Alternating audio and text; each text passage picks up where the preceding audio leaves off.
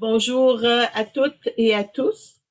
Puis, je peux vous dire que je suis de retour dans le comté après un voyage épique afin de poursuivre le travail et de faire avancer les dossiers qui nous tiennent tous à cœur, et ce, directement sur le terrain.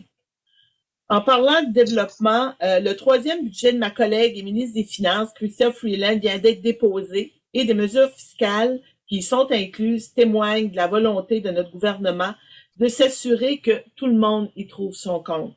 Les gens, les entreprises, tout comme les organismes de tout genre. Avant de mettre en relief certaines mesures qui vont bénéficier à notre circonscription, je reprends ici les mots de Mme Freeland, qui rappelait en Chambre, pas plus tard que mardi dernier, que l'économie du Canada se rétablit remarquablement bien de la récession causée par la COVID. L'an dernier, le Canada a connu la croissance économique la plus forte parmi les pays du G7. Aujourd'hui, il y a 830 000 Canadiens de plus qu'au début de la pandémie qui travaillent. Nous avons récupéré 126 des emplois perdus au cours des premiers mois de la pandémie, alors que ce pourcentage est de seulement 114 aux États-Unis. Maintenant, la guerre provoquée par la Russie contre l'Ukraine, avec l'inflation mondiale qui fait grimper le coût de la vie et rend plus difficile pour les familles le fait de joindre les deux bouts, de nombreux Canadiens ont du mal à mettre de la nourriture sur la table.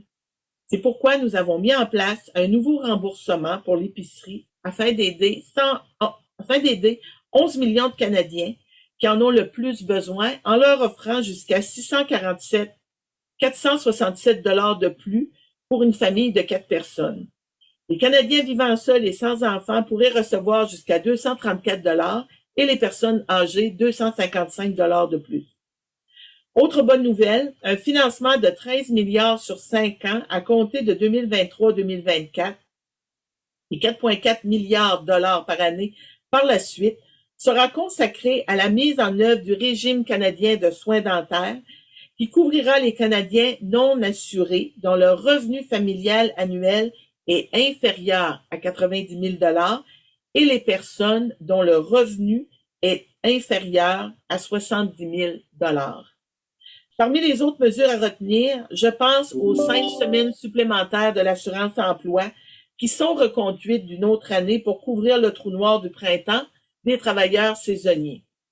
Par ailleurs, concernant mon ministère, afin de permettre à un plus grand nombre de Canadiens à faible revenu de produire leur déclaration de revenus de façon rapide et facile, le budget 2023 annonce que le gouvernement fédéral portera le nombre de personnes admissibles au service Produire ma déclaration à 2 millions d'ici 2025, presque le triple du nombre actuel.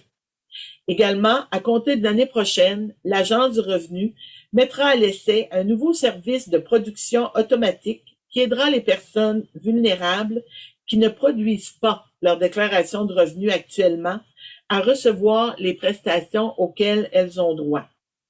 Enfin, des mesures sont aussi à noter sur le plan des énergies propres, pour les étudiants et les personnes handicapées, entre autres. Et pour conclure, je tiens à dire que pour moi, c'est un véritable privilège d'habiter dans un pays qui est aussi remarquable.